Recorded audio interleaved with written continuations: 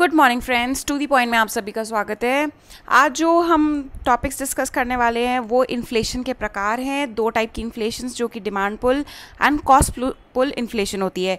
अब इन वीडियोस को पढ़ने के से पहले आपका जो इन्फ्लेशन से रिलेटेड कॉन्सेप्ट है वो एकदम क्लियर होना चाहिए, और उसके लिए एक सेपरेट वीडियो मेरा ऑलरेडी बनाया हुआ है जिसको आप रेफ़र कर सकते हैं। और मेरी एडवाइस यही रहेगी कि अगर आपने वो वीडियो नहीं देखा है तो पहले आप उस वीडियो को रेफ़र करें एंड फिर उसके बाद इस वीडियो को देखें या पढ़ें। तो हम स्टार्ट करते हैं आज के टॉपिक के साथ, जो कि है demand pull inflation. So friends, आपने अक्सर ये नोट किया होगा आपकी डे टू डे लाइफ में कि जब भी किसी चीज़ की सप्लाई कम होती है, अवेलेबिलिटी कम होती है मार्केट में, तो उसका प्राइस बढ़ जाता है। कैसे? अब अगर अभी आप देखें, जो ये कोरोना टाइम आया उस टाइम सैनिटाइजर्स की अचानक ही शॉर्टेज हो गई मार्केट में। क्यों शॉर्टेज हो गई? क्योंकि उसकी सप्लाई कम हो गई, या मान लीजिए उसकी डिमांड इतनी ज़्यादा बढ़ गई कि उतनी सप्लाई पूरी ही नहीं कर पाए उसके मैन्युफैक्चरर्स। तो उससे क्या हो रहा था, जहाँ पहले सैनिटाइज़र की बॉटल 50 रुपीज़ पर बॉटल में मिल जाती थी, तो धीरे धीरे क्यों उसकी अगर डिमांड बढ़ती जा रही थी, सप्लाई कम थी, तो जो मेडिकल शॉप्स वाले क्या कर रहे थे, उसका प्राइस बढ़ा दिया, 70 रुपये कर दिया। ठीक है, अब जिसको 70 रुपये में लेना है वो आके ले जाएंगे। अब देखा भाई, और सप्लाई और डिमांड बढ़ती जा रही है और सप्लाई उसको मैच ही नहीं कर पा रही, क्योंकि लॉकडाउन लग गया था, मैन्युफैक्चरर्स बना नहीं पा रहे थे उस चीज़ को। तो इन्होंने मेडिकल शॉप वालों ने क्या किया, उन्होंने उसका प्राइस बढ़ा के 100 कर दिया। अब जिनको 100 रुपीज़ में लेना है सैनिटाइज़र वो आके ले जाएंगे, बाकी नहीं लेंगे। और ये सब आप देख रहे हैं क्यों हो रहा है? क्योंकि अचानक ही डिमांड बहुत ज़्यादा बढ़ गई। Demand is greater than supply. Supply match नहीं कर पा रही मार्केट में जितनी डिमांड है उस प्रोडक्ट की, और उससे अगर आप देख रहे हो तो क्या हो रहा है, धीरे धीरे प्राइस इंक्रीज़ हो रहा है प्रोडक्ट का, 50 से 70 और 70 से 100। तो बस यही होता है डिमांड पुल इन्फ्लेशन। जब एग्रीगेट डिमांड जो है इकोनॉमी में वो बढ़ जाती है और जो सप्लाई है वो उसको मैच नहीं कर पाती, या सप्लाई शॉर्टेज है, तो उस वजह से आप देख रहे हो प्राइस जो इंक्रीज़ हो जाता है, उसको डिमांड पुल इन्फ्लेशन कहते हैं। जैसे कि नाम से समझ पा रहे होंगे, डिमांड जो पुल कर दे इन्फ्लेशन को, उसको कहते हैं डिमांड पुल इन्फ्लेशन। और डिमांड क्यों बढ़ जाती है इकोनॉमी में? या तो हो सकता है अचानक से गवर्नमेंट जो एक्सपेंडिचर है वो बढ़ जाए। गवर्नमेंट एक्सपेंडिचर बढ़ता है तो बहुत सारी एम्प्लॉयमेंट अपॉर्चुनिटीज़ क्रिएट होती है, लोगों के हाथ में मनी आता है, लिक्विडिटी आती है, वो स्पेंड करते हैं। या increase in the expenditure by the house hold and firms. और कुछ ऐसी सिचुएशन आती है जब वो गुड बहुत ही नेसेसिटी बन जाता है। फॉर एग्जांपल, अभी कोरोना टाइम में सैनिटाइजर्स की बॉटल, मास्क और ऑक्सीजन सिलेंडर्स, ये सब क्या थे, बहुत ज़्यादा नेसेसिटी बन गए थे, सबकी ज़रूरत बढ़ गई थी, इसकी डिमांड बढ़ गई थी। तो इससे क्या हुआ, डिमांड पुल इन्फ्लेशन हुआ। अगर आप फ्रेंड्स देख रहे हो कि ऑक्सीजन सिलेंडर्स की डिमांड बढ़ी, तो उसको ट्रांसपोर्ट करने की भी तो डिमांड बढ़ी होगी। क्यों? क्योंकि ऑक्सीजन सिलेंडर को ट्रांसपोर्ट करना है तो हमें ट्रक्स चाहिए, बड़े बड़े ट्रेन्स चाहिए, फैसिलिटीज़ चाहिए जो उसको ट्रांसपोर्ट कर सके। तो इससे आप देखो हर चीज़ की डिमांड बढ़ती जाती है, चेन रिएक्शन होता है। अगर आप देखिए, जो सैनिटाइज़र है या मास्क बनाना है, मास्क की डिमांड बढ़ी, ठीक है, तो मास्क बनाने के लिए धागे की, कॉटन की, हर चीज़ की जो मास्क बनाने के काम में आती है, उन चीज़ों की भी डिमांड बढ़ी होगी मार्केट में। और इट कॉजेज़, ऐसे ही एक चेन रिएक्शन आगे से आगे होता है, जिससे एक या कुछ प्रोडक्ट्स की जब प्राइस इंक्रीज़ हो जाती है इकोनॉमी में, तो it leads to chain reaction, जिससे और भी प्रोडक्ट्स महंगे हो जाते हैं। जैसे कि ऑक्सीजन सिलेंडर महंगे हुए, उनको ट्रांसपोर्ट करने की फैसिलिटी महंगी हुई, तो जो लोग सर्विसेज प्रोवाइड करते हैं, जो ड्राइवर्स होते हैं, उन लोगों ने भी अपना जो प्राइस है वो इंक्रीज़ कर दिया। क्यों? क्योंकि बहुत ज़्यादा डिमांड है, बहुत ज़्यादा टू एंड फ्रो करना है ट्रांसपोर्ट लाइन को, ड्राइवर्स कम है, तो वो ज़्यादा रेट पे वर्क करेंगे। और इससे ओवरऑल इम्पैक्ट क्या आता है इकोनॉमी में, डिमांड मतलब इन्फ्लेशन का आता है। और वो इन्फ्लेशन क्यों आती है, डिमांड पुल, क्योंकि डिमांड बढ़ गई और उस वजह से इन्फ्लेशन हुआ। और यहाँ एग्जाम्पल भी ये मैंने दिया हुआ है।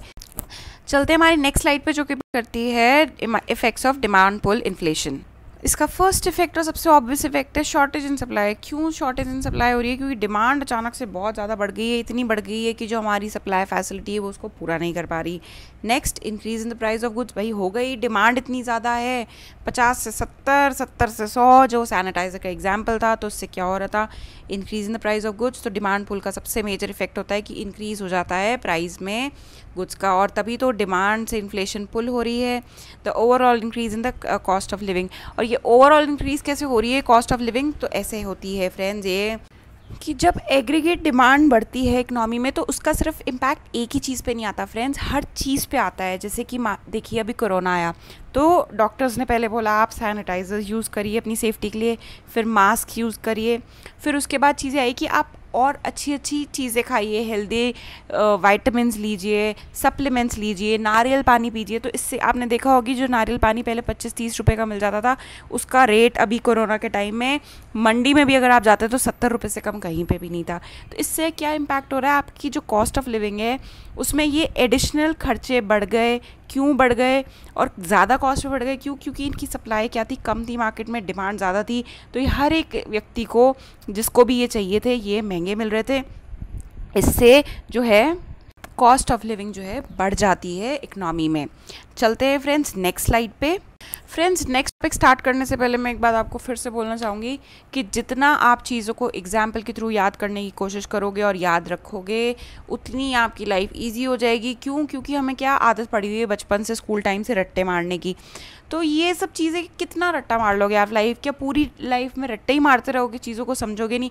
और चीज़ों को आप जब तक नहीं समझ सकते, जब तक आप उसको अपने डे टू डे और जनरल लाइफ से कनेक्ट नहीं करोगे, एग्जाम्पल्स को समझोगे नहीं, न्यूज़पेपर पढ़ोगे नहीं, ये चीज़ें आपको नहीं समझ आएंगी और आप रटते ही रह जाओगे। और रटने की जो एक सीमा होती है हर दिमाग की, और अगर आप ऐसे ही रट के गए, एग्ज़ाम में भूल गए तो क्या करेंगे। लेकिन अगर आप एग्जाम्पल से आपने चीज़ों को समझा है और उसके बाद डेफिनेशंस को लिखा है, आपको कभी चीज़ें शायद आपको रिवीजन करने की भी ज़रूरत नहीं पड़ेगी। क्यों? क्योंकि आपके जो कंसेप्ट्स हैं वो एकदम थरो हैं, दिमाग में क्लियर है, हर चीज़ क्रिस्टल क्लियर, क्योंकि आपने उसको एग्जाम्पल से समझा, उसको जनरल लाइफ और डे टू डे लाइफ से कनेक्ट किया है। तो मेरी रिक्वेस्ट रहेगी कि प्लीज़ फ्रेंड्स, ये जो मैं आपको बीच बीच में एग्जाम्पल्स देती हूँ सैनिटाइजर्स के, मास्क के, कोकोनट के, इनको प्लीज़ याद रखिए ताकि आपको आगे जाके कभी भी प्रॉब्लम ना आए लाइफ में। अब चलते हैं कॉस्ट पुश इन्फ्लेशन पे। तो फ्रेंड्स डिमांड पुल इन्फ्लेशन में क्या हो रहा था, इन्फ्लेशन क्यों कॉज हो रही थी? क्योंकि अचानक से डिमांड बढ़ गई थी, सप्लाई उतनी की उतनी है तो महंगी हो गए प्रोडक्ट्स। अब जो कॉस्ट पुश इन्फ्लेशन होती है ये कैसे आती है इन्फ्लेशन?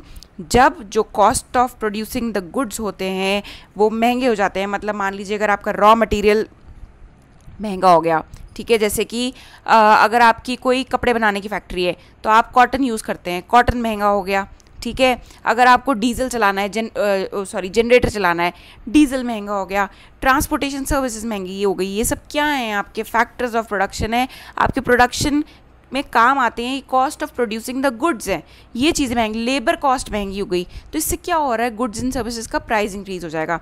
मान लीजिए डिफेक्ट है सप्लाई चेन में, ठीक है। अब डिफेक्ट है तो मान लीजिए अगर आपको डिफेक्ट कैसे आता है, मान लीजिए अगर आपको हर महीने 1 क्विंटल कॉटन का ज़रूरत पड़ता है, ठीक है, लेकिन पीछे से सप्लाई चेन में इशू है। कैसे? मान लीजिए कहीं पे रोड ब्लॉकेज है या ट्रांसपोर्टेशन सर्विस डिले है, तो ये जहाँ अगर आपको 1 महीने में 1 क्विंटल की ज़रूरत होती है, नेक्स्ट महीने ये कॉटन आई नहीं, तो अब क्या हो रहा है, लेबर आइडल बैठी है, कॉस्ट जो प्लस जो रॉ मटेरियल पड़े हैं वो आइडल पड़े हैं, यूज़ ही नहीं आ रहे। क्यों? जब तक कॉटन नहीं आएगी तब तक आपका प्रोडक्शन स्टार्ट नहीं होगा।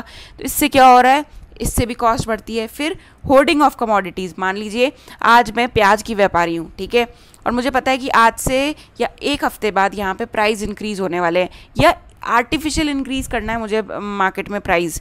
तो कैसे? मेरे पास, मैं बहुत बड़ी स्टॉकिस्ट हूँ अनियंस की कंट्री में, मैंने जो प्याज का स्टॉक है उसको होल्ड कर लिया। अब क्या होगा, अचानक से सप्लाई की शॉर्टेज हो जाएगी मार्केट में और डिमांड तो उतने की उतनी है, तो क्या होगा, डिमांड सप्लाई के कंपैरिजन में बढ़ गई। क्यों? क्योंकि सप्लाई तो मैंने रोक दी थी ना। क्यों मैं चाहती हूँ कि जैसे ही सप्लाई में रोकूँ डिमांड बढ़ जाएगी, डिमांड बढ़ेगी तो धीरे धीरे उसकी कॉस्ट बढ़ने लग जाएगी, तो मैं होल्ड कर लूँगी। तो जब भी होल्डिंग ऑफ कमोडिटीज़ होती है तब भी कॉस्ट पुश इन्फ्लेशन होता है। और नेक्स्ट है increase in taxes of production. मान लीजिए गवर्नमेंट ने टैक्स का दर बढ़ा दिया है, उससे क्या होगा, फाइनल जो गुड्स एंड सर्विस है उसका जो कॉस्ट है वो इंक्रीज़ हो जाएगा, रिटेल कंज्यूमर को ज़्यादा कॉस्ट देना पड़ेगा उसके लिए, इस वजह से कॉस्ट पुश इन्फ्लेशन होता है। चलते हैं एक बार हम ग्राफ को भी फटाफट से कंसिडर कर लेते हैं, ठीक है। यहाँ तो हो गया रियल जीडीपी और ये हो गए प्राइस लेवल। तो अब देखते हैं कॉस्ट पुश इन्फ्लेशन कैसे आता है। सो फ्रेंड्स, हम ग्राफ पे देखें तो ये तो हो गया हमारा एग्रीगेट डिमांड और ये हो गया एग्रीगेट सप्लाई, और यहाँ पे हमारा स्टैब्लिश हुआ था इक्विलिब्रियम, ठीक है।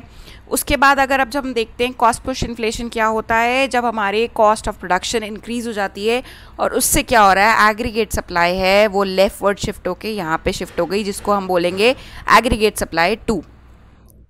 जब ये यहाँ पे शिफ्ट हुआ तो अब एक नया इक्विलिब्रियम, एग्रीगेट डिमांड उतनी और एग्रीगेट सप्लाई शिफ्ट हो गई, तो एक नया इक्विलिब्रियम फॉर्म हो रहा है। तो अगर अब हम यहाँ पे लाइंस को ड्रॉ करें तो देखिए ये हुई लाइन ड्रॉ, पहले ये था इस प्राइस पे इतनी क्वांटिटी डिमांडेड, बट अब क्या हो रहा है, अपवर्ड शिफ्ट ऑफ प्राइस हो रहा है। क्यों? क्योंकि हमारा इक्विलिब्रियम है जो वो यहाँ शिफ्ट हो चुका है। और अगर अब हम यहाँ पे प्राइस लाइन ड्रॉ करें तो आप देखेंगे P1 से P2 हो गया है।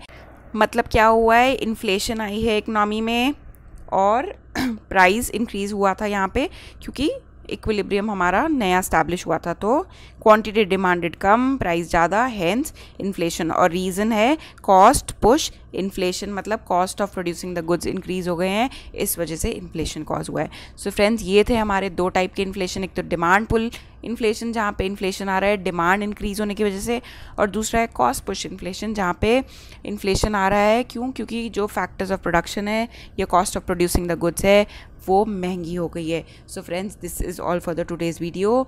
ऐसे टॉपिक्स को लेके मेरी हमेशा सलाह रहेगी कि आप इनको वीडियो ख़त्म होने के तुरंत बाद फिर से रिवाइज़ कर लें, ताकि आपको फिर से कभी भी प्रॉब्लम ना आए और एग्ज़ाम टाइम में आपको कन्फ्यूजन क्रिएट ना हो। Thank you so much friends for your patience listening.